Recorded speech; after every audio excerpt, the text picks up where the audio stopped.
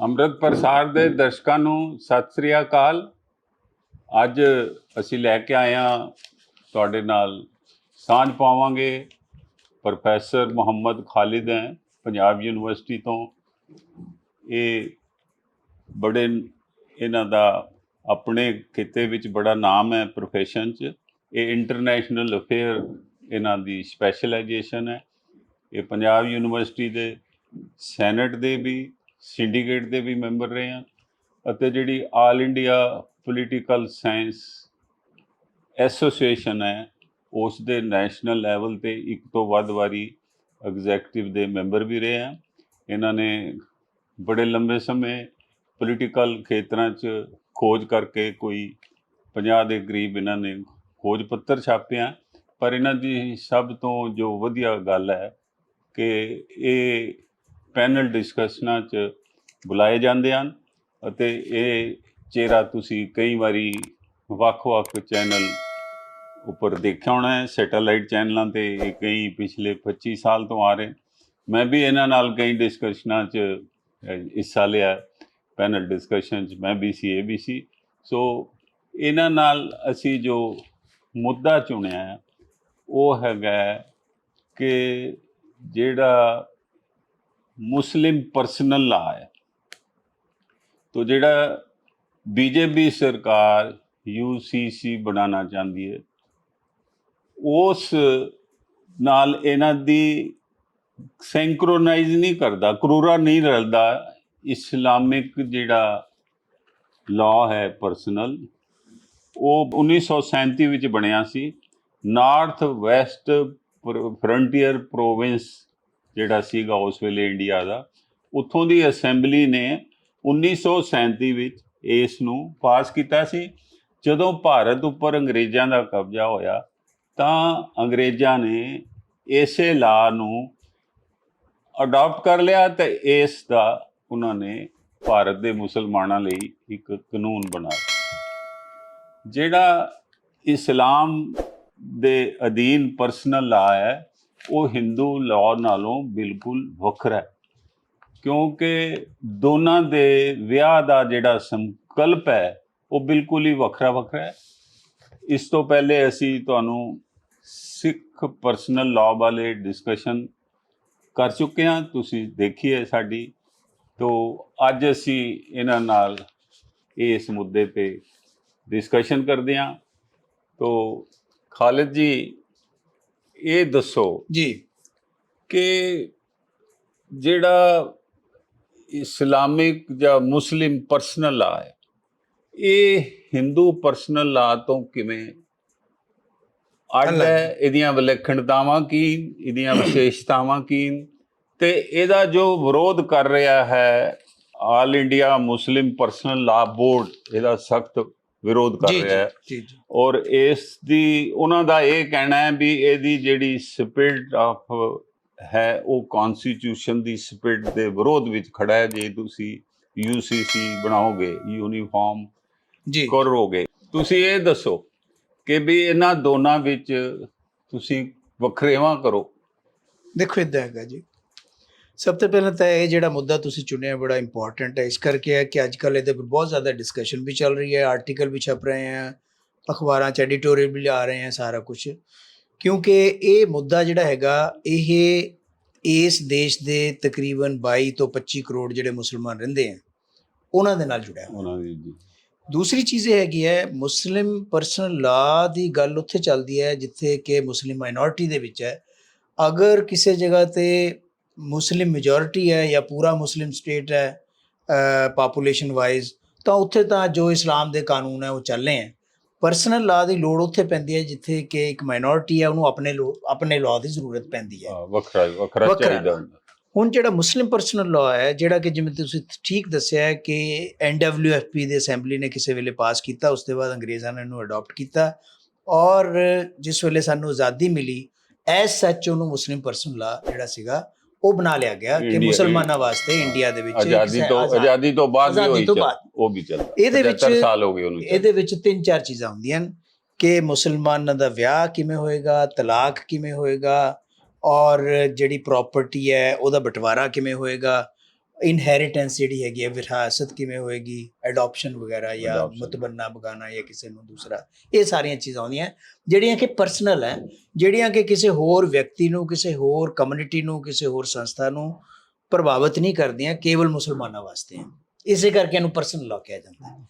ਔਰ ਸਿਰਫ ਮੁਸਲਮਾਨਾਂ ਦਾ ਹੀ ਪਰਸਨਲ ਲਾਅ ਨਹੀਂ ਹੈ, ਬਲਕਿ ਕਈ ਹੋਰ ਕਮਿਊਨਿਟੀਜ਼ ਦੇ ਵੀ ਪਰਸਨਲ ਲਾਅ ਇੰਡੀਆ ਦੇ ਵਿੱਚ ਹੈਗੇ ਆ, ਜਿਵੇਂ ਕਿ ਕ੍ਰਿਸਚੀਅਨ ਦਾ ਵੱਖਰਾ, ਜਾਂ ਪਾਰਸੀਆਂ ਦਾ ਵੱਖਰਾ ਹੈਗਾ, ਬੋਧੀਆਂ ਦਾ ਵੱਖਰਾ, ਉਹਨਾਂ ਦਾ ਅਲੱਗ ਪਰਸਨਲ ਲਾਅ ਠੀਕ ਹੈ। ਹੈ, ਠੀਕ।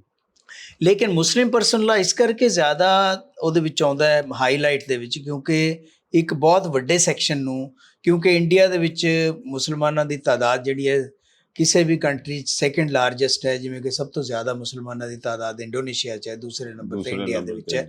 ਇਸ ਕਰਕੇ ਨੈਚੁਰਲੀ 20 ਕਰੋੜ ਤੋਂ ਹੁਣ ਗੱਲ ਇਹ ਹੈਗੀ ਹੈ ਕਿ ਮੁਸਲਿਮ ਪਰਸਨਲ ਲਾਅ ਜਿਹੜਾ ਹੈਗਾ, ਕਿਆ ਉਹਦੀ ਲੋੜ ਹੈ ਜਾਂ ਨਹੀਂ ਹੈ।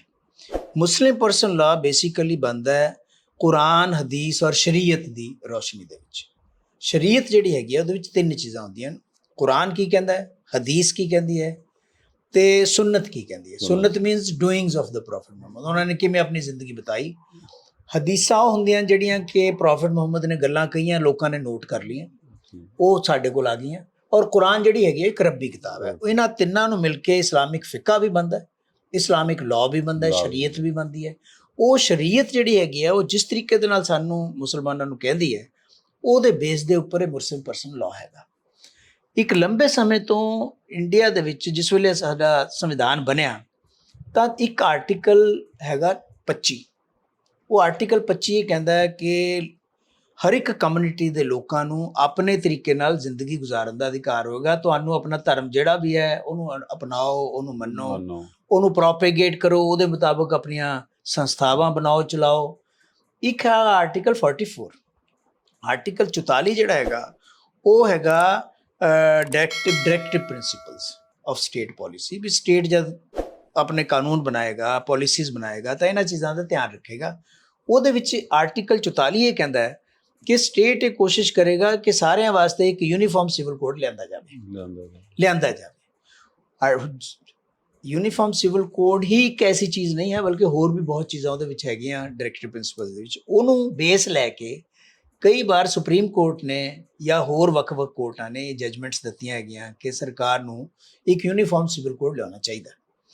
ਲੇਕਿਨ ਯੂਨੀਫਾਰਮ ਸਿਵਲ ਕੋਡ ਦੀ ਆਪੋਜੀਸ਼ਨ ਮੈਕਸਿਮਮ ਮੁਸਲਿਮ ਸੰਸਥਾਵਾਂ ਵੱਲੋਂ, ਮੁਸਲਮਾਨ ਜਿਹੜੇ ਹੈਗੇ ਆ ਮੌਲਵੀ ਜਾਂ ਮੁਫਤੀ ਜਾਂ ਜਿਹੜੇ ਸਕਾਲਰਸ ਹੈ ਉਹਨਾਂ ਨੇ ਕੀਤੀ ਹੈ। ਕਿਉਂ ਕੀਤੀ ਹੈ? ਉਹ ਕਹਿੰਦੇ ਸਾਡਾ ਜਿਹੜਾ ਹੈਗਾ ਸਿਸਟਮ ਬਿਲਕੁਲ ਡਿਫਰੈਂਟ ਹੈ। ਇਸ ਕਰਕੇ ਡਿਫਰੈਂਟ ਹੈ ਕਿ ਸਾਡਾ for example marriage the concept ਹੈ। ਇਸਲਾਮ ਦੇ ਵਿੱਚ ਜਿਹੜਾ ਮੈਰਿਜ ਹੈ ਇੱਕ ਕੰਟਰੈਕਟ ਹੈ, ਜਦ ਕਿ ਹਿੰਦੂਇਜ਼ਮ ਦੇ ਵਿੱਚ ਮੈਰਿਜ ਬੜੀ ਸੈਕਰੋਸੈਂਟ ਹੈ, ਜਿਹੜੀ ਕਿ ਜਨਮ ਜਨਮਾਂਤਰਾਂ ਦਾ 7 ਜਨਮਾਂ ਦਾ ਰਿਸ਼ਤਾ ਹੈ। ਠੀਕ ਹੈ। ਜਿਸ ਵੇਲੇ ਤੁਸੀਂ ਕੰਟਰੈਕਟ ਕਰਦੇ ਹੋ, ਦੋ ਐਡਲਟ ਜਾਂ ਦੋ ਐਸੇ ਵਿਅਕਤੀ ਜਿਹੜੇ ਐਲੀਜੀਬਲ ਹੈ ਮੈਰਿਜ ਕਰਨ ਦੇ, ਉਹਨਾਂ 'ਚ ਆਪਸ ਕੰਟਰੈਕਟ ਹੁੰਦਾ ਹੈ।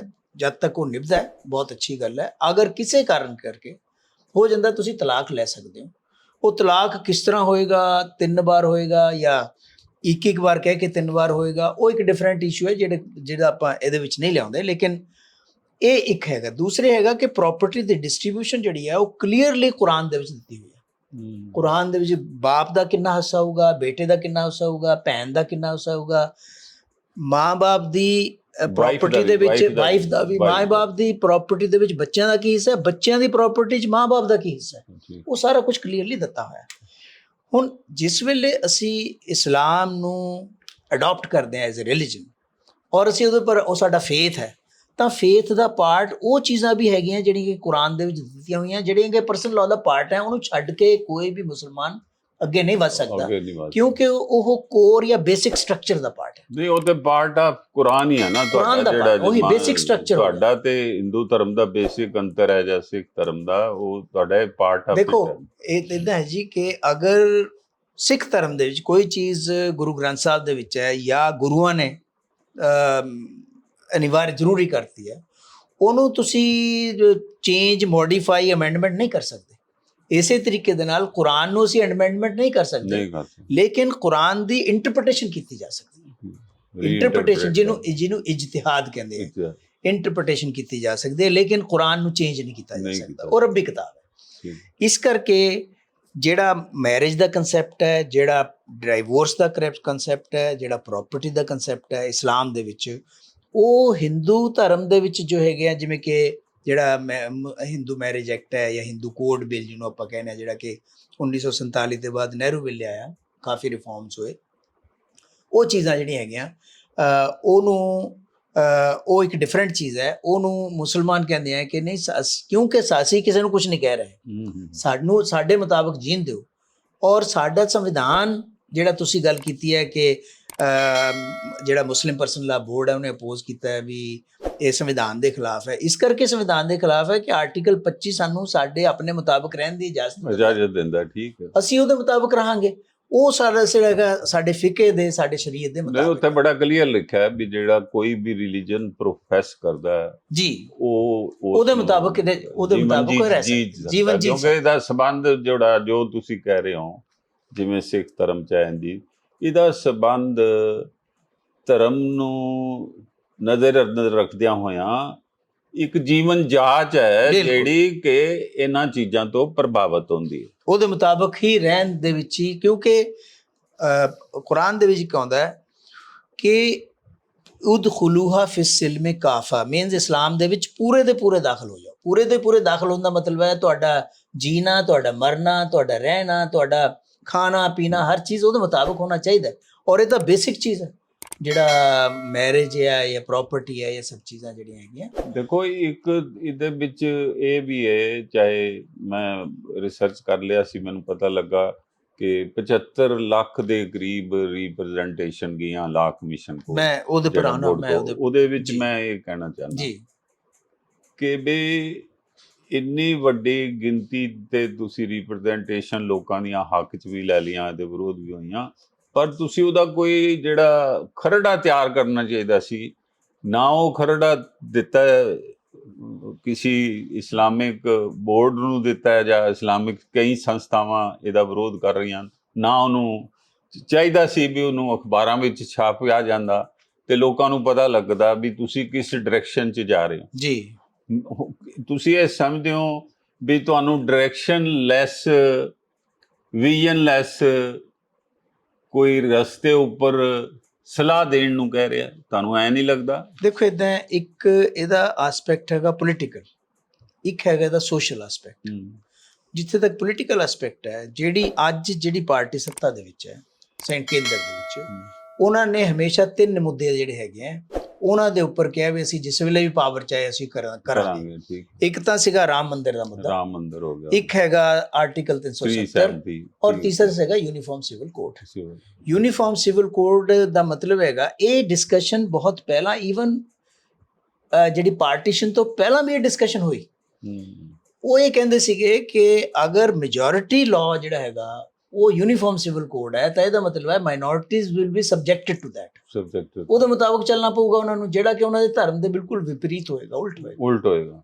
ਇਸ ਕਰਕੇ ਜਿਹੜੀ ਤੁਸੀਂ ਗੱਲ ਕਹਿ ਰਹੇ ਹੋ, ਜਿਸ ਵੇਲੇ ਆਜ਼ਾਦੀ ਤੇ ਬਾਅਦ ਇਹ ਡਿਸਕਸ਼ਨਾਂ ਹੋਈਆਂ ਔਰ ਫਿਰ ਕਿਸੇ ਨੇ ਹੱਥ ਨਹੀਂ ਪਾਇਆ, ਸ਼ਾਹਬਾਨੋ ਦਾ ਕੇਸ ਆਇਆ। ਸ਼ਾਹਬਾਨੋ ਦੇ ਕੇਸ ਦੇ ਵਿੱਚ ਕਾਫੀ ਜ਼ਿਆਦਾ ਆਲੋਚਨਾ ਜਾਂ ਕ੍ਰਿਟਿਸਿਜ਼ਮ ਵੀ ਹੋਈ ਕਿ ਜੀ ਸ਼ਾਹਬਾਨੋ ਦੇ ਕੇਸ ਨੂੰ ਪਲਟਣ ਵਾਸਤੇ ਕਾਨੂੰਨ ਨਵਾਂ ਲਿਆਂਦਾ ਗਿਆ ਰਾਜੀਵ ਗਾਂਧੀ ਵੇਲੇ। ਉਹਦੀ ਬਹੁਤ ਆਲੋਚਨਾ ਕੀਤੀ ਗਈ ਬੀਜੇਪੀ ਜਾਂ ਦੂਸਰੀਆਂ ਪੋਲੀਟੀਕਲ ਪਾਰਟੀਆਂ ਵੱਲੋਂ। ਲੇਕਿਨ ਉਸ ਤੋਂ ਬਾਅਦ ਇਹ ਠੰਡਾ ਪਿਆ।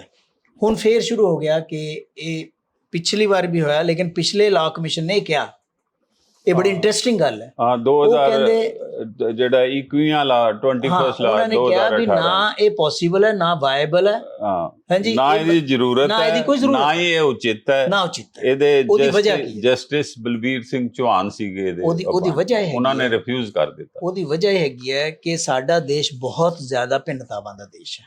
ਸਾਡੀ ਸਿਰਫ ਧਾਰਮਿਕ ਭਿੰਨਤਾਵਾਂ ਹੀ ਨਹੀਂ ਹਨ, ਈਵਨ ਵਿਦਨ ਹਿੰਦੂਇਜ਼ਮ ਬਹੁਤ ਸਾਰੇ ਐਸੇ ਸੈਕਸ਼ਨ ਹੋਣਗੇ ਜਿਨ੍ਹਾਂ ਨੂੰ ਐਕਸੈਪਟੇਬਲ ਨਹੀਂ ਹੋਏਗਾ। ਇਸੇ ਤਰੀਕੇ ਦੇ ਨਾਲ ਨਾਰਥ ਈਸਟ ਦੇ ਵਿੱਚ ਐਕਸੈਪਟੇਬਲ ਨਹੀਂ ਹੋਏਗਾ, ਟ੍ਰਾਈਬਲਸ ਨੂੰ ਐਕਸੈਪਟੇਬਲ ਨਹੀਂ ਹੋਏਗਾ। ਇਹਦਾ ਵਿਰੋਧ ਕਰ, ਹਾਂਜੀ, ਇਹ ਕਹਿ ਰਹੇ ਹੈ ਕਿ ਜੀ ਜਿਹੜਾ ਹੈਗਾ ਗੋਆ ਦੇ ਵਿੱਚ ਯੂਨੀਫਾਰਮ ਸਿਵਲ ਕੋਡ ਹੈਗਾ, ਗੋਆ ਦੇ ਵਿੱਚ ਜਿਹੜਾ ਯੂਨੀਫਾਰਮ ਸਿਵਲ ਕੋਡ ਹੈ ਉਹ ਪੋਰਚੁਗੀਜ਼ ਦਾ ਸਿਵਲ ਕੋਡ ਅਡਾਪਟ ਕੀਤਾ ਹੋਇਆ, ਪੁਰਤਗਾਲੀਆਂ ਦਾ ਉੱਥੇ ਪੁਰਤਗਾਲੀ। ਰਾਜ ਸੀਗਾ। ਔਰ ਉਹਦੇ ਵਿੱਚ ਤਾਂ ਇਹ ਹੈਗਾ ਕਿ ਅਗਰ ਵਾਈਫ ਬੇਟਾ ਨਹੀਂ ਪੈਦਾ ਕਰ ਸਕਦੀ ਤਾਂ ਉਹ ਦੂਸਰੀ ਸ਼ਾਦੀ ਕਰ ਸਕਦੇ ਹੋ, ਕਿਆ ਤੁਸੀਂ ਇੱਥੇ ਅਲਾਉ ਕਰੋਗੇ? ਕਈ ਟ੍ਰਾਈਬਲ ਐਸੇ ਹੈ ਜਿੱਥੇ ਦੂਸਰੀ ਸ਼ਾਦੀ ਆਮ ਹੈ, ਕਿਆ ਤੁਸੀਂ ਅਲਾਉ ਕਰੋਗੇ? ਔਰ ਮੁਸਲਮਾਨਾਂ ਦੇ ਵਿੱਚ ਜਿਹੜਾ ਡਾਟਾ, ਖੁਦ ਗਵਰਨਮੈਂਟ ਦਾ ਡਾਟਾ ਇਹ ਕਹਿੰਦਾ ਹੈ ਕਿ ਮੁਸਲਮਾਨਾਂ ਦੇ ਵਿੱਚ ਸੈਕਿੰਡ ਮੈਰਿਜ ਬਹੁਤ ਘੱਟ ਹੈ ਬਹੁਤ ਘੱਟ ਐਜ਼ ਕੰਪੇਅਰ ਟੂ ਅਦਰ, ਕਿਉਂਕਿ ਅੱਜ ਕੱਲ ਦੇ ਹਾਲਾਤ ਦੇ ਕਿਸੇ ਵੇਲੇ ਮੁਸਲਮਾਨਾਂ ਨੂੰ 4 ਵਿਆਹ ਦੀ ਇਜਾਜ਼ਤ ਦਿੱਤੀ ਸੀ, ਇਹ ਨਹੀਂ ਤਾਂ ਕਹਿੰਦਾ ਵੀ ਕਰੋ, ਉਹ ਵੀ ਤਾਂ ਦੇਰ ਆਰ ਕੰਡੀਸ਼ਨਸ। ਕੰਡੀਸ਼ਨ ਇਹ ਹੈ ਕਿ ਫਸਟ ਵਾਈਫ ਦੀ ਰਜ਼ਾਮੰਦੀ ਹੋਏਗੀ, ਕੰਡੀਸ਼ਨ ਇਹ ਹੈਗਾ ਤੁਹਾਡੇ ਕੋਲ ਫਾਈਨੈਂਸ਼ੀਅਲ ਇਸ ਤਰ੍ਹਾਂ ਹੋਏਗਾ ਤਾਂ ਤੁਸੀਂ ਫਿਜ਼ੀਕਲੀ ਇੰਨੇ ਤਕੜੇ ਹੋ ਕਿ ਸਭ ਨੂੰ ਜਸਟੀਫਾਈ ਕਰ ਸਕੋ ਵਾਈਫਸ ਨੂੰ 1 2 4 3। ਉਹ ਚੀਜ਼ਾਂ ਹੁਣ ਨਹੀਂ ਹਨ, ਇੱਕ ਇਜਾਜ਼ਤ ਹੈ, ਲੇਕਿਨ ਉਹਦੀ ਐਕਸੈਪਟੇਬਿਲਿਟੀ ਤਾਂ ਡਿਪੈਂਡ ਕਰਦਾ ਹੈ ਕਿ ਇਸ ਵੇਲੇ ਕੀ ਚੱਲ ਰਿਹਾ। ਤਾਂ ਉਸੇ ਚੀਜ਼ ਨੂੰ ਅੱਗੇ ਲਿਆ ਕੇ ਕਿ 4 ਵਿਆਹ ਕਰਾਉਂਦੇ ਆ, ਇਹਨਾਂ ਦੇ 25 ਜਵਾਕ ਹੁੰਦੇ ਆ ਵਗੈਰਾ ਵਗੈਰਾ, ਜੋ ਵੀ ਜਿਹੜਾ ਪ੍ਰੋਪੇਗੈਂਡਾ ਅੱਜ ਕੱਲ ਜ਼ਹਿਰ ਦਾ ਚੱਲ ਰਿਹਾ। ਨਹੀਂ ਪਰ ਜਵਾਕ ਤੇ ਦੇਖੋ, ਮੁਸਲਮਾਨਾਂ ਨੂੰ ਛੱਡੋ, ਨਾਨ ਮੁਸਲਿਮ ਦੇ 6 7 7 8 8 ਹੈ। ਚੰਡੀਗੜ੍ਹ 'ਚ ਨਵੀਆਂ ਆਬਾਦੀਆਂ ਜਿਹੜੀ ਮਾਈਗ੍ਰੇਸ਼ਨ 'ਚ ਲੋਕ ਆਏ ਆ, ਉਹਨਾਂ ਦੇ ਤੁਸੀਂ ਬੱਚੇ ਦੇਖੋ ਤੇ ਤੁਹਾਨੂੰ ਹੈਰਾਨਗੀ ਹੁੰਦੀ ਹੈ, 5 6 5 6 ਤੇ ਉਹ ਹਲੇ ਵੀ ਸਟਾਪ ਨਹੀਂ ਲਾਉਂਦੇ। ਇਹ ਇਸ਼ੂ ਬਣਾਉਣਾ ਹੀ ਨਹੀਂ ਚਾਹੀਦਾ ਕਿ ਕਿਹੜੀ, ਔਰ ਜਿਹੜੀ ਰਿਸਰਚ ਵੀ ਕੀਤੀ ਗਈ ਹੈ ਔਰ ਸਰਵੇ ਵੀ ਕੀਤੇ ਗਏ ਨੇ, ਉਹਦੇ ਵਿੱਚ ਇਹ ਪਾਇਆ ਗਿਆ ਕਿ ਮੁਸਲਮਾਨਾਂ ਦੇ ਬੱਚੇ ਘੱਟ ਹਨ ਤੇ ਦੂਸਰੀਆਂ ਹੋਰ ਜਿਹੜੀਆਂ ਧਾਰਮਿਕ ਕਮਿਊਨਿਟੀਜ਼ ਹਨ ਉਹਨਾਂ 'ਚ ਬੱਚੇ ਜ਼ਿਆਦਾ। ਦੇਖੋ ਇੱਦਾਂ ਹੈਗਾ ਕਿ ਸਿਰਫ ਇਹੀ ਨਹੀਂ ਕਿ 4 ਮੈਰਿਜਸ ਦੀ ਜਿਹੜੀ ਸੀਗੀ ਅਡਾਪਟ, ਇਸ ਤੋਂ ਇਲਾਵਾ ਜਿਹੜਾ ਤੁਸੀਂ ਪ੍ਰਾਪਰਟੀ ਦੀ ਡਿਸਟ੍ਰੀਬਿਊਸ਼ਨ ਹੈ, ਉਹ ਪਹਿਲੀ ਵਾਰ ਇਸਲਾਮ ਨੇ ਕਿਸੇ ਵੀ ਧਰਮ ਦੇ ਵਿੱਚ ਪਹਿਲੀ ਵਾਰ ਔਰਤ ਨੂੰ ਹੱਕ ਦਿੱਤਾ ਪ੍ਰਾਪਰਟੀ ਦੇ ਵਿੱਚ, ਮਾਂ ਬਾਪ ਦੀ ਪ੍ਰਾਪਰਟੀ। ਉਸ ਤੋਂ ਪਹਿਲਾਂ ਨਹੀਂ ਐਗਜ਼ਿਸਟ ਕਰਦਾ ਸੀ, ਉਹ ਦਿੱਤਾ। ਉਸ ਤੋਂ ਬਾਅਦ ਇਹ ਵੀ ਕਿਹਾ ਗਿਆ ਕਿ ਜਿਸ ਵੇਲੇ ਤੁਸੀਂ ਡਾਈਵੋਰਸ ਦਿੰਦੇ ਹੋ, ਸਭ ਤੋਂ ਪਹਿਲੀ ਚੀਜ਼ ਹੈਗੀ ਹੈ ਕਿ ਡਾਈਵੋਰਸ ਜਿਹੜਾ ਹੈਗਾ ਇੱਕ ਬਹੁਤ ਹੀ ਘਟੀਆ ਜਾਂ ਨਾ ਚਾਹਣ ਵਾਲਾ ਐਕਟ ਮੰਨਿਆ ਗਿਆ ਕੁਰਾਨ ਦੇ ਵਿੱਚ ਵੀ। ਲੇਕਿਨ ਇਜਾਜ਼ਤ ਇਸ ਕਰਕੇ ਦਿੱਤੀ ਗਈ ਹੈ ਕਿ ਇਹ ਨਾ ਹੋਵੇ ਕਿ ਤੁਸੀਂ ਆਪਸ 'ਚ ਕਿਸੇ ਤਰੀਕੇ ਦੇ ਨਾਲ ਨਿਭਾ ਵੀ ਨਾ ਸਕੋ, ਲੇਕਿਨ ਇੱਕ ਦੂਸਰੇ ਨਾਲ ਬੰਨੇ ਵੀ ਰਹੋ, ਜ਼ੋਰ ਜ਼ਬਰਦਸਤੀ ਹੋਵੇ, ਇਹਦੇ ਨਾਲੋਂ ਬੈਟਰ ਹੈ ਵੀ ਤੁਸੀਂ ਸੈਪਰੇਟ ਹੋ ਸਕਦੇ। ਲੇਕਿਨ ਇਹ ਕਿਹਾ ਹੈ ਕੁਰਾਨ ਦੇ ਵਿੱਚ ਵੀ, ਹਦੀਸਾਂ ਦੇ ਵਿੱਚ ਵੀ, ਕਿ ਜਦ ਤੁਸੀਂ ਸੈਪਰੇਟ ਹੁੰਦੇ ਹੋ ਤਾਂ ਆਪਣੀ ਵਾਈਫ ਨੂੰ ਫੇਅਰਲੀ ਡੀਲ ਕਰੋ। ਦੈਟ ਮੀਨਸ ਉਹਨੂੰ ਪ੍ਰਾਪਰਟੀ 'ਚੋਂ ਹਿੱਸਾ ਦਿਓ ਜਾਂ ਉਹਨੂੰ ਕੋਈ ਅੱਛਾ ਖਾਸਾ ਪੈਸਾ ਦਿਓ ਜਿਹਦੇ ਨਾਲ ਉਹਦੀ ਮੇਨਟੇਨੈਂਸ ਹੋ ਸਕੇ, ਮੇਨਟੇਨੈਂਸ ਹੋ ਸਕੇ। ਤਾਂ ਇਹ ਚੀਜ਼ਾਂ ਜਿਹੜੀਆਂ ਹੈਗੀਆਂ ਉਹ ਇਸਲਾਮ ਦਾ ਪਾਰਟ ਹੈ। ਲੇਕਿਨ ਅਗਰ ਆਪਾਂ ਯੂਨੀਫਾਰਮ ਸਿਵਲ ਕੋਡ 'ਚ ਲਿਆਵਾਂਗੇ ਸਾਰੀਆਂ ਚੀਜ਼ਾਂ, ਉਹ ਲਿਆ ਨਹੀਂ ਸਕਦੇ, ਕਿਉਂਕਿ ਯੂਨੀਫਾਰਮ ਸਿਵਲ ਕੋਡ ਜਦ ਤੁਸੀਂ ਬਣਾਓਗੇ ਤਾਂ ਤੁਹਾਨੂੰ ਇਹ ਦੇਖਣਾ ਪਏਗਾ ਕਿ ਕਿਆ ਇਹ ਚੀਜ਼ ਮੁਸਲਮਾਨਾਂ ਦੇ ਧਾਰਮਿਕ ਗ੍ਰੰਥਾਂ ਦੇ ਵਿੱਚ ਐਕਸੈਪਟੇਬਲ ਹੈ, ਨੰਬਰ 1। ਦੂਸਰੀ ਚੀਜ਼ ਹੈਗੀ ਜਿਵੇਂ ਤੁਸੀਂ ਕਿਹਾ ਕਿ ਹੁਣ ਰੀਸੈਂਟਲੀ ਇਹਨਾਂ ਨੇ ਜਿਵੇਂ ਮੰਗੀਆਂ ਕਿ ਤੁਸੀਂ ਜੋ ਦਿਓ, ਮੱਧ ਪ੍ਰਦੇਸ਼ ਦੇ ਵਿੱਚ ਪ੍ਰਾਈਮ ਮਿਨਿਸਟਰ ਨੇ ਇਹ ਗੱਲ ਕਹੀ ਕਿ ਇੱਕ ਘਰ ਦੇ ਵਿੱਚ 2 ਕਾਨੂੰਨ ਨਹੀਂ ਚੱਲ ਸਕਦੇ, ਪੂਰੇ ਦੇਸ਼ ਦੇ ਵਿੱਚ ਕਿਵੇਂ ਚੱਲ ਸਕਦੇ ਆ, ਇਸ ਕਰਕੇ ਇੱਕ ਕਾਨੂੰਨ ਹੋਣਾ ਚਾਹੀਦਾ। ਨਹੀਂ ਉਹ ਤੇ ਹੁਣ ਇਲੈਕਸ਼ਨਾਂ ਹੈਗੀਆਂ ਲੇਕਿਨ ਜਿਸ ਵੇਲੇ ਉਹਦੇ ਬੇਸ ਦੇ ਉੱਪਰ ਇਹ ਹੁਣ ਰੀਸੈਂਟ ਡਿਸਕਸ਼ਨ ਸ਼ੁਰੂ ਹੋਈ ਹੈ, ਪੂਰੀ ਡਾਇਲੋਗ ਉਹਦੇ ਵਿੱਚ ਇਹ ਹੈਗਾ ਕਿ ਜਿਸ ਵੇਲੇ ਇਲੈਕਸ਼ਨ ਇਹਨਾਂ ਨੇ ਮੰਗੀਆਂ ਕਿ ਜੇ ਤੁਸੀਂ ਆਪਣੀਆਂ ਸੁਜੈਸ਼ਨ ਦਿਓ, ਜਿਵੇਂ ਤੁਸੀਂ ਦੱਸਿਆ ਕਿ ਲੱਖਾਂ ਦੀ ਤਾਦਾਦ ਦੇ ਵਿੱਚ 75 ਲੱਖ, ਤੁਸੀਂ ਦੱਸੋ 75 ਲੱਖ, ਤੁਸੀਂ 75 ਲੱਖ ਰਿਪਰੈਜ਼ੈਂਟੇਸ਼ਨਸ ਨੂੰ ਕਿਵੇਂ ਗੈਲਵਨਾਈਜ਼ ਕਰੋਗੇ, ਇਕੱਠਾ ਕਰੋਗੇ ਜਾਂ ਪੜੋਗੇ, ਕੌਣ ਪੜੇਗਾ? ਇਹ ਸਾਰੀਆਂ ਚੀਜ਼ਾਂ ਜਿਹੜੀਆਂ ਕਿ ਇਟਸ ਬਿਗ ਚੈਲੰਜ। ਇਸੇ ਕਰਕੇ ਮੁੱਦਾ ਠੰਡਾ ਪੈ ਗਿਆ। ਲੇਕਿਨ ਮੈਂ ਇਹ ਕਹਿ ਰਿਹਾ ਹੈਗਾ ਕਿ ਅਗਰ ਕੋਈ ਐਸਾ ਕਾਨੂੰਨ ਜਿਹੜਾ ਕਿ ਪਰਸਨਲ ਹੈ ਔਰ ਉਹ ਕਿਸੇ ਹੋਰ ਨੂੰ ਤੰਗ ਨਹੀਂ ਕਰਦਾ ਜਾਂ ਸਮਾਜ ਦੇ ਵਿੱਚ ਕਿਸੇ ਤਰ੍ਹਾਂ ਦਾ ਡਿਸਆਰਡਰ ਪੈਦਾ ਨਹੀਂ ਕਰਦਾ ਜਾਂ ਉਹ ਸੰਵਿਧਾਨ ਦੇ ਅਗੇਂਸਟ ਨਹੀਂ, ਸੰਵਿਧਾਨ ਉਹਦੀ ਇਜਾਜ਼ਤ ਦਿੰਦਾ ਹੈ, ਤਾਂ ਫਿਰ ਉਹਨੂੰ ਟੱਚ ਕਰਨ ਦੀ ਲੋੜ ਕਿਉਂ ਹੈ? ਸਿਰਫ ਇਸ ਕਰਕੇ ਕਿ ਅਸੀਂ ਪੋਲੀਟੀਕਲੀ ਕਰੈਕਟ ਹੋਣਾ ਚਾਹੁੰਦੇ ਹਾਂ। ਪੋਲੀਟੀਕਲੀ ਕਰੈਕਟ ਹੋਣਾ ਜਿਹੜਾ ਹੈਗਾ ਉਹ ਕੇਵਲ ਮੁੱਦਾ ਨਹੀਂ ਹੈ। ਮੁੱਦਾ ਬੇਸਿਕਲੀ ਹੈਗਾ ਕਿ ਜਿੰਨੀਆਂ ਵੀ ਕਮਿਊਨਿਟੀਜ਼ ਰਹਿੰਦੀਆਂ ਦੇਸ਼ ਦੇ ਵਿੱਚ ਉਹ ਸ਼ਾਂਤੀ ਦੇ ਨਾਲ ਰਹਿਣ, ਆਪਣੇ ਆਪਣੇ ਤਰੀਕੇ ਦੇ ਨਾਲ ਰਹਿਣ। ਤੁਸੀਂ ਇਹ ਨਹੀਂ ਮਹਿਸੂਸ ਕਰਦੇ ਕਿ ਵੀ ਜਿਹੜੀਆਂ 2024 ਦੀਆਂ ਪਾਰਲੀਮੈਂਟ ਦੀਆਂ ਇਲੈਕਸ਼ਨਾਂ ਜੀ, ਉਹਦੇ ਵਿੱਚ ਜਿਹੜੀ ਡਿਵਾਈਡ ਹੈ ਉਹਨੂੰ ਹੋਰ ਚੌੜਾ ਕਰਨ ਲਈ, ਯਾਨੀ ਧਰੂਵੀਕਰਨ ਦੀ ਜਿਹੜੀ ਪਾਲਿਸੀ ਹੈ ਬੀਜੇਪੀ ਦੀ, ਇਸ ਨੂੰ ਮੱਦੇਨਜ਼ਰ ਰੱਖ ਕੇ ਨਹੀਂ ਇਹਨੂੰ ਪ੍ਰਚਾਰਿਆ ਜਾ ਰਿਹਾ ਤਾਂ ਜੇ ਉਹਨਾਂ ਦੀ ਜਿਹੜੀ ਹਿੰਦੂ ਵੋਟ ਬੈਂਕ ਹੈ, ਮੈਜੋਰਿਟੇਰੀਅਨਿਜ਼ਮ ਦਾ, ਉਹ ਹੋਰ ਉਹਨਾਂ ਨਾਲ ਜੁੜੇ? ਦੇਖੋ ਇੱਦਾਂ ਹੈਗਾ ਕਿ ਬੀਜੇਪੀ ਹਮੇਸ਼ਾ ਕਾਂਗਰਸ ਨੂੰ ਜਾਂ ਦੂਸਰੀਆਂ ਪੋਲੀਟੀਕਲ ਪਾਰਟੀਆਂ ਨੂੰ ਕਹਿੰਦੀ ਹੈ ਕਿ ਇਹ ਅਪੀਜ਼ਮੈਂਟ ਦੀ ਪਾਲਿਸੀ ਅਪਣਾਉਂਦੀ ਹੈ। ਅਪੀਜ਼ਮੈਂਟ ਮੀਨਸ ਖੁਸ਼ ਕਰਨ ਦੀ ਪਾਲਿਸੀ, ਖੁਸ਼ ਕਰਨੀ। ਖੁਸ਼ ਕਰਨ ਦੀ ਪਾਲਿਸੀ, ਜਿਹਦੇ ਵਿੱਚ ਸ਼ਾਹ ਬਾਨੋ ਦਾ ਕੇਸ ਦਾ ਮੈਂ ਰੈਫਰੈਂਸ ਦਿੱਤਾ ਹੈ। ਇਸੇ ਤਰੀਕੇ ਦੇ ਨਾਲ ਉਹ ਕਹਿੰਦੇ ਜੀ ਇਹ ਵੋਟ ਬੈਂਕ ਦੀ ਪੋਲਿਟਿਕਸ ਕਰਦੇ ਆ। ਇਨਫੈਕਟ ਇਸ ਵੇਲੇ ਜੇ ਉਹ ਮਾਈਨੋਰਿਟੀ ਵੋਟ ਬੈਂਕ ਦੀ ਪੋਲਿਟਿਕਸ ਕਰਦੇ ਥੇ, ਇਹ ਮੈਜੋਰਿਟੀ ਵੋਟ ਬੈਂਕ ਇਹ ਵੀ ਅਪੀਜ਼ਮੈਂਟ ਹੈ, ਇਹ ਵੀ appeasement। ਜਿਸ ਵੇਲੇ ਪ੍ਰਾਈਮ ਮਿਨਿਸਟਰ, ਜਿਹੜਾ ਕਿ ਇੱਕ ਸੈਕੂਲਰ ਸਟੇਟ ਦਾ ਪ੍ਰਾਈਮ ਮਿਨਿਸਟਰ ਹੈ, ਉਹ ਭਗਵੇ ਕੱਪੜੇ ਪਾ ਕੇ ਮੰਦਿਰ ਦੇ ਵਿੱਚ ਜਾਂਦਾ ਹੈ ਜਾਂ ਉੱਥੇ ਪਰਿਕਰਮਾ ਕਰਦਾ ਹੈ ਜਾਂ ਸਭ ਕੁਝ ਕਰਦਾ ਹੈ, ਔਰ ਉਹਨੂੰ ਪੂਰੇ ਦੇਸ਼ ਦੇ ਟੈਲੀਵਿਜ਼ਨ ਦਿਖਾਉਣਾ ਹੈ, ਤਾਂ ਇਹ ਮੈਜੋਰਿਟੀ ਅਪੀਜ਼ਮੈਂਟ ਹੈ। ਅਪੀਜ਼ਮੈਂਟ ਹੈ ਇਸੇ ਕਰਕੇ ਨਹੀਂ, ਜਿਹੜੀ ਨਵੀਂ ਪਾਰਲੀਮੈਂਟ ਦੀ ਬਿਲਡਿੰਗ ਬਣੀ ਹੈ ਉਹਦੇ ਅੰਦਰ ਵੀ ਜੋ ਦੂਸਰੀ ਕੁਝ ਚੀਜ਼ ਹੋਇਆ ਉਹ ਹੈਗੀ ਵੀ ਮੈਜੋਰਿਟੀ ਨੂੰ ਖੁਸ਼ ਕਰਨ ਲਈ, ਦੂਸਰੀ ਉਹਨਾਂ ਦੀ ਅਪੀਜ਼ਮੈਂਟ ਲਈ ਅੰਦਰ ਅਮਨ ਹੋਇਆ। ਦੂਸਰੀ ਚੀਜ਼ ਇਹ ਹੈਗੀ ਹੈ ਕਿ ਪਿਛਲੇ 7-8 ਸਾਲ ਤੋਂ, ਜਦੋਂ 2014 ਤੋਂ ਬਾਅਦ, ਬਲਕਿ 2013 ਤੋਂ ਲੈ ਕੇ ਸਮਝ ਲਓ 2014 ਤੋਂ ਬਾਅਦ ਸਪੈਸ਼ਲੀ, ਜਿੰਨੇ ਵੀ ਕੈਂਪੇਨ ਸ਼ੁਰੂ ਕੀਤੇ ਗਏ, ਤੁਸੀਂ ਲਵ ਜਿਹਾਦ ਦਾ ਕੈਂਪੇਨ ਲੈ ਲਓ, ਤੁਸੀਂ ਬੀਫ ਦੀ ਪੋਲਿਟਿਕਸ ਲੈ ਲਓ, ਤੁਸੀਂ ਜਿਹੜਾ ਹੈਗਾ ਲਿੰਚਿੰਗ ਸਭ ਤੋਂ ਵੱਡਾ ਜਿਹੜਾ ਮੌਬ ਲਿੰਚਿੰਗ ਲੈ ਲਓ, ਤੁਸੀਂ ਹਿਜਾਬ ਦਾ ਲੈ ਲਓ, ਤੁਸੀਂ ਅਜ਼ਾਨ ਦਾ ਲੈ ਲਓ, ਜਿੰਨੇ ਵੀ ਇਸ਼ੂਜ਼ ਖੜੇ ਕੀਤੇ ਗਏ, ਪਬਲਿਕ ਪਲੇਸ ਤੇ ਨਮਾਜ਼ ਪੜਨ ਦਾ ਲੈ ਲਓ। ਉਹ ਪਬਲਿਕ ਪਲੇਸ ਤੇ ਨਮਾਜ਼ ਜਿਹੜੀ ਹੈਗੀ, ਨਮਾਜ਼ ਦਾ ਇੱਕ ਟਾਈਮ ਹੈ, 5 ਟਾਈਮ ਨਮਾਜ਼ ਪੜ੍ਹਨੀ ਹੈ। ਇਹ ਹੁੰਦਾ ਸੀਗਾ ਕਿ ਜਿਸ ਵੇਲੇ ਜਿੱਥੇ ਟਾਈਮ ਹੋਵੇ ਨਮਾਜ਼ ਪੜ੍ਹ ਲਓ। ਉਹਦੀ ਪਹਿਲਾਂ ਕਦੇ ਆਪੋਜੀਸ਼ਨ ਨਹੀਂ ਹੋਈ, ਪਾਰਕਾਂ 'ਚ ਪੜ੍ਹ ਲੈਂਦੇ ਹੁਣ ਉਹ ਸਾਰਾ, ਹੁਣ ਉਹ, and this is just for 5 minutes, 4 minutes, ਜਿੰਨੇ ਵੀ 6 ਮਿੰਟ ਹੈ। ਲੇਕਿਨ ਉਹ ਜਿੰਨੇ ਵੀ ਕੈਂਪੇਨ ਇਸ ਵੇਲੇ ਚੱਲੇ ਹੈ, ਉਹ ਡਿਵਿਜ਼ਿਵ ਪੋਲਿਟਿਕਸ ਦੇ ਉੱਪਰ ਚੱਲੇ, ਯਾਨੀ ਡਿਵੀਜ਼ਨ ਦੀ ਪਾਲਿਸੀ ਦੇ ਉੱਪਰ ਚੱਲਿਆ ਕਿ ਸਮਾਜ ਨੂੰ ਡਿਵਾਈਡ ਕੀਤਾ ਜਾਵੇ, ਮੈਜੋਰਿਟੀ ਵੋਟ ਬੈਂਕ ਨੂੰ ਖੁਸ਼ ਕਰਕੇ ਆਪਣੇ ਨਾਲ ਰੱਖਿਆ ਜਾਵੇ, ਜਿਹਦੇ ਵਿੱਚ ਉਹ ਕਈ ਜਗ੍ਹਾ ਕਾਮਯਾਬ ਹੁੰਦੇ ਆ। ਨਹੀਂ, ਉਹ ਮੈਂ ਦੱਸਦਾ, ਉਹ ਕਾਫੀ ਕਾਮਯਾਬ ਹੋ। ਦੇਖੋ 2014 ਚ ਪਾਰਲੀਮੈਂਟ ਚ ਉਹਨਾਂ ਨੂੰ 37% ਵੋਟ ਮਿਲੇ ਜੀ। 2019 ਚ ਉਹਨਾਂ ਨੇ ਇੱਕ ਪੁਲਵਾਮਾ ਕਰ ਲਿਆ ਤੇ ਇੱਕ ਉਹਨਾਂ ਨੇ 에ਅਰ ਸਟ੍ਰਾਈਕਸ ਕਰ ਲਈ ਜੀ। ਉਹਨਾਂ ਕਰਕੇ ਉਹਨਾਂ ਨੂੰ 44% ਵੋਟ, 7% ਇਜ਼ਾਫਾ ਹੋਇਆ, ਵਾਧਾ ਹੋਇਆ। ਹੁਣ ਉਹਨਾਂ ਨੂੰ ਇਹ ਹੈ ਵੀ ਜੇ ਮੈਂ ਇਹ ਸਮਝਾਂ, ਮੇਰਾ ਤੁਹਾਨੂੰ ਸਵਾਲ ਵੀ ਹੈ ਜੀ, ਵੀ ਜੇ ਉਹਨਾਂ ਨੇ 2024 ਦੀਆਂ ਇਲੈਕਸ਼ਨਾਂ ਜਿੱਤ ਵੀ ਲਿਆ ਔਰ ਉਹਨਾਂ ਦੀ ਵੋਟ ਬੈਂਕ 44 ਤੋਂ 50 ਚਲਾ ਗਿਆ, ਤੇ ਫਿਰ ਜਿਹੜੀ ਅਵਸਥਾ ਪੈਦਾ ਹੋਣੀ ਹੈ ਉਹਦੇ ਵਿੱਚ ਤੇ ਉਹਨਾਂ ਨੇ ਕਿਸੇ ਨੂੰ ਪੁੱਛਣਾ ਵੀ ਨਹੀਂ। ਜੇ ਹੁਣ ਉਹ ਨਾ ਵੀ ਕਰਨ, ਯੂਨੀਫਾਰਮ ਕੋਡ ਪਰਸਨਲ ਲਾਅ ਨਾ ਬਣਾਉਣ, ਯੂਨੀਫਾਰਮ ਸਿਵਲ ਕੋਡ ਨਾ ਬਣਾਉਣ, ਫਿਰ ਤੇ ਬਿਨਾਂ ਪੁੱਛੇ ਵੀ ਕਰ ਦੇਣਾ ਉਹਨਾਂ। ਦੇਖੋ, ਤੁਹਾਨੂੰ ਯਾਦ ਹੋਏਗਾ ਕਿ ਜਿਸ ਵੇਲੇ 2019 ਦਾ ਇਲੈਕਸ਼ਨ ਹੋਇਆ, ਉਸ ਤੇ ਤਕਰੀਬਨ ਇਮੀਡੀਏਟਲੀ ਬਾਅਦ 370 ਉਹਨਾਂ ਨੇ ਖਤਮ ਕਰਤੀ। ਉਹ ਕਹਿੰਦੇ ਸਾਡੇ ਕੋਲ ਮੈਂਡੇਟ ਹੈਗੀ ਹੈ, ਔਰ ਹੈਗੀ ਵੀ ਮੈਂਡੇਟ ਇੱਕ ਡੈਮੋਕ੍ਰੇਸੀ ਪ੍ਰੋਸੈਸ ਦੇ ਵਿੱਚ ਮੈਂਡੇਟ ਉਹਨਾਂ ਦੇ ਕੋਲ ਹੈ, ਤੇ ਉਹਨਾਂ ਨੇ ਕਰਤਾ।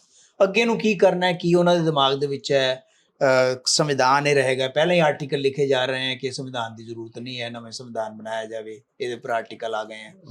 ਤਾਂ ਉਸ ਚੀਜ਼ ਦੇ ਵਿੱਚ ਤਾਂ ਪਤਾ ਨਹੀਂ ਉਹਨਾਂ ਦੇ ਕੀ ਦਿਮਾਗ ਦੇ ਵਿੱਚ ਕੀ ਹੋਏਗਾ, ਕਿਉਂਕਿ ਬੇਸਿਕਲੀ ਸੋਚ ਜਿਹੜੀ ਹੈ ਉਹ RSS ਦੀ ਚੱਲ ਰਹੀ ਹੈ। ਨਹੀਂ, ਦੇਖੋ ਇੱਕ ਗੱਲ ਤੇ ਬੜੀ, ਤੁਸੀਂ ਵੀ ਪ੍ਰੋਫੈਸਰ ਹੋ, ਮੈਂ ਵੀ ਜਰਨਲਿਸਟ ਹਾਂ, ਸਾਨੂੰ ਪਤਾ ਹੋਣਾ ਚਾਹੀਦਾ ਹੈ ਵੀ ਉਹਨਾਂ ਨੇ ਇਸ ਨੂੰ ਹਿੰਦੂ ਰਾਸ਼ਟਰ ਬਣਾਉਣ ਦੀ ਉਹਨਾਂ ਦਾ ਮਿਸ਼ਨ ਹੈ ਜੀ, ਸਮਝੋ। ਉਸ ਮਿਸ਼ਨ ਵਿੱਚ ਉਹ ਹਲੇ ਤੱਕ ਕਾਮਯਾਬ ਨਹੀਂ ਹੋਏ, ਕਿਉਂਕਿ ਹਲੇ ਤੱਕ ਸਾਡਾ ਜਿਹੜਾ ਕੌਨਸਟੀਟਿਊਸ਼ਨ ਹੈ ਉਹ ਸਲਾਮਤ ਹੈ, ਸਾਡੀਆਂ ਕੋਰਟਸ ਜਿਹੜੀਆਂ, ਸੁਪਰੀਮ ਕੋਰਟਸ ਜਿਹੜੀ ਹੈ ਉਹ ਵੀ ਸਟਰੋਂਗ ਹੈ, ਉਹ ਵੀ ਸਲਾਮਤ ਹੈ।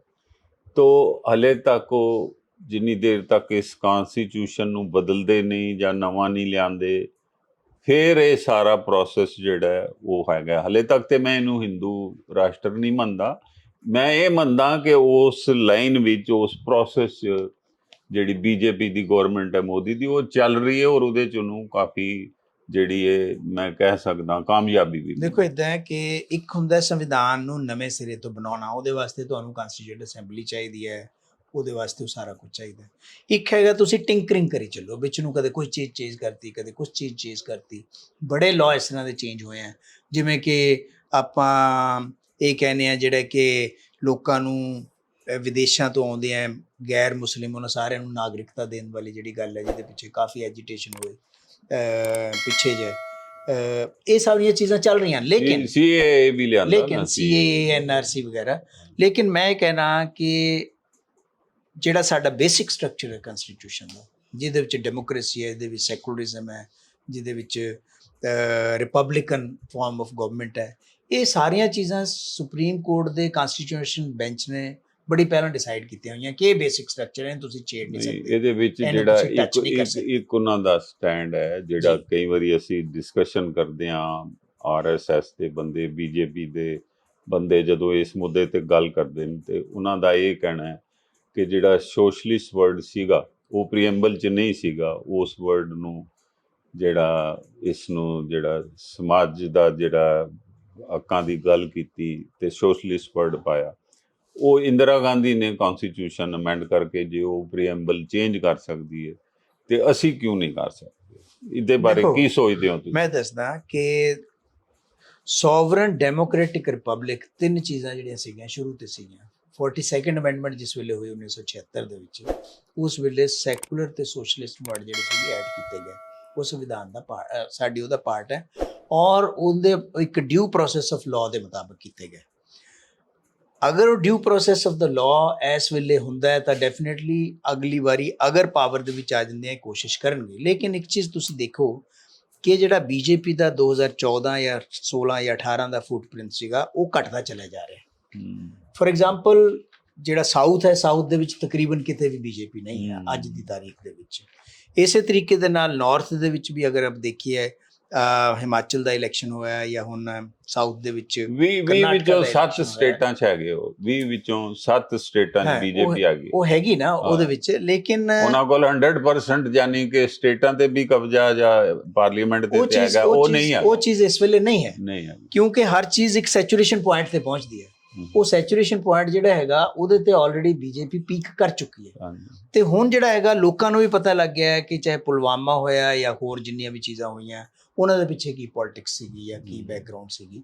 ਉਸ ਬੈਕਗਰਾਉਂਡ ਨੂੰ ਸਾਹਮਣੇ ਰੱਖਦੇ ਹੋਏ ਹੀ ਆਪਾਂ ਦੇਖਦੇ ਹਾਂ ਹੁਣ ਜਿਹੜੇ 5 ਸਟੇਟਾਂ ਦੇ ਇਲੈਕਸ਼ਨ ਆ ਰਹੇ ਆ ਉਹਦੇ ਵਿੱਚ ਬੜੀ ਡਿਫਰੈਂਟ ਕਿਸਮ ਦੇ ਸਰਵੇ ਜਿਹੜੇ ਹੈਗੇ ਆ ਰਹੇ ਆ। ਲੇਕਿਨ ਮੈਂ ਬੈਕ ਉਸੇ ਇਸ਼ੂ ਦੇ ਉੱਪਰ ਚੱਲੂੰਗਾ ਜਿਹੜਾ ਇਸ਼ੂ ਆਪਾਂ ਡਿਸਕਸ ਕਰ ਰਹੇ ਹਾਂ, ਯੂਨੀਫਾਰਮ ਸਿਵਲ ਕੋਡ ਦੁਆਰਾ।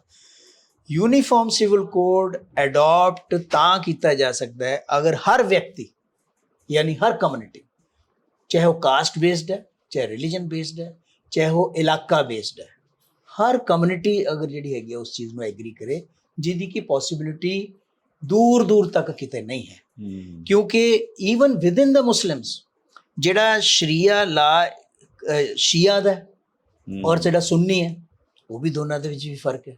ਉਹ ਕਿਹਨੂੰ ਅਡਾਪਟ ਕਰਨਗੇ?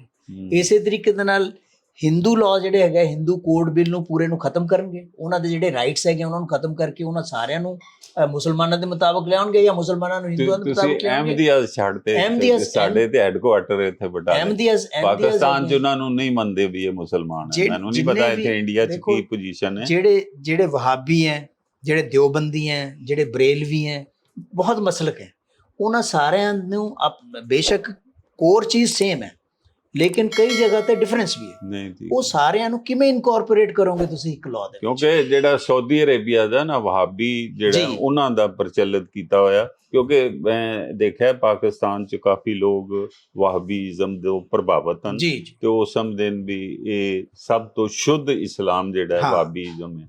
ਵੇਅਰ ਐਜ਼ ਵਹਾਬੀਜ਼ਮ ਇੱਕ ਰਾਈਟ ਦਿੰਦਾ ਹੈ ਕਿ ਉਹ ਜਿਹੜਾ ਉੱਥੋਂ ਦਾ ਕਿੰਗ ਹੈ ਸਾਊਦੀ ਅਰੇਬੀਆ ਦਾ, ਉਸ ਨੂੰ ਇੱਕ ਅੱਲਾ ਵੱਲੋਂ ਜਿਹੜੀ ਇਹ ਸ਼ਕਤੀ ਮਿਲੀ ਹੋਈ ਹੈ ਤੇ ਉਹ ਸੁਪਰੀਮ ਹਿਊਮਨ ਬੀਇੰਗ ਹੈ।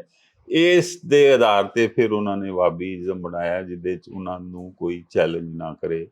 ਇਹ ਜਿਹੜੇ ਉਹਦਾ ਵਿਰੋਧ ਕਰਦੇ ਨੇ ਉਹਨਾਂ ਦਾ ਇਹ ਕਹਿਣਾ। ਦੇਖੋ ਇੱਦਾਂ ਹੈ ਕਿ ਵਿਦਿਨ ਦਾ ਹਿੰਦੂਸ, ਵਿਦਿਨ ਦਾ ਮੁਸਲਿਮਸ, ਟਰਾਈਬਲ ਕਮਿਊਨਿਟੀਜ਼ ਦੇ ਵਿੱਚ ਪਾਰਸੀ, ਦਾਊਦੀ ਵੋਹਰਾ, ਇਸਮਾਈਲੀ ਵੋਹਰਾ, ਇਹਨਾਂ ਸਾਰਿਆਂ ਨੂੰ ਤੁਸੀਂ ਇੱਕ ਲੜੀ ਦੇ ਵਿੱਚ ਪਰੋ ਸਕਦੇ ਹੀ ਨਹੀਂ ਪਰੋ ਸਕਦੇ। ਇਸੇ ਕਰਕੇ ਯੂਨੀਫਾਰਮ ਸਿਵਲ ਕੋਡ ਜਿਹੜੀ ਹੈਗੀ ਹੈ ਇੱਕ ਬੜੀ ਰਿਮੋਟ ਪੋਸੀਬਿਲਿਟੀ ਹੈ। ਹਾਂ, ਅਗਰ ਤੁਸੀਂ ਧੱਕੇ ਨਾਲ ਕੋਈ ਇਸ ਤਰ੍ਹਾਂ ਦਾ ਕਾਨੂੰਨ ਬਣਾਉਣਾ ਚਾਹੋ, ਉਹਦੇ ਨਾਲ ਤੁਸੀਂ ਇੱਕ ਜਿਹਨੂੰ ਕਹਿੰਦੇ ਆ ਸੁਹਾਰਦ ਪੈਦਾ ਨਹੀਂ ਕਰੋਗੇ, ਤੁਸੀਂ ਇੱਕ ਕਾਮਨੈਲਿਟੀ ਪੈਦਾ ਨਹੀਂ ਕਰੇਗਾ, ਬਲਕਿ ਡਿਫਰੈਂਸਿਸ ਹੋਰ ਜ਼ਿਆਦਾ ਵਧਣਗੇ। ਇੱਥੇ ਅਸੀਂ ਅੱਜ ਦੀ ਇੰਟਰਵਿਊ ਨੂੰ ਸਮਾਪਤ ਕਰਦੇ ਹਾਂ।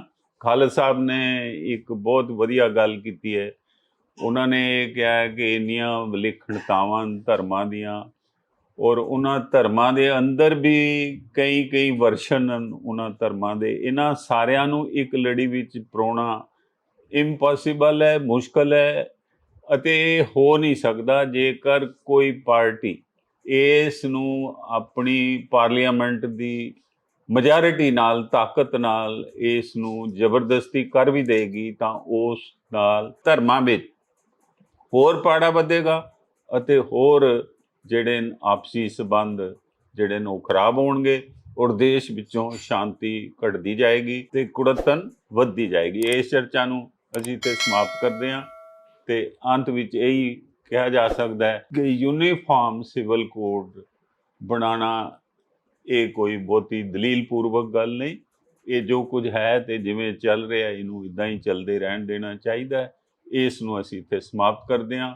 ਧੰਨਵਾਦ। ਮੈਂ ਖਾਲਿਦ ਸਾਹਿਬ ਜੀ ਦਾ ਬਹੁਤ ਧੰਨਵਾਦੀ ਹਾਂ ਕਿ ਉਹਨਾਂ ਨੇ ਟਾਈਮ ਕੱਢਿਆ ਅਤੇ ਸਾਡੇ ਨਾਲ ਇਸ ਇੰਟਰਵਿਊ ਵਿੱਚ ਸ਼ਾਮਲ ਹੋਏ। ਸਤਿ ਸ੍ਰੀ ਅਕਾਲ।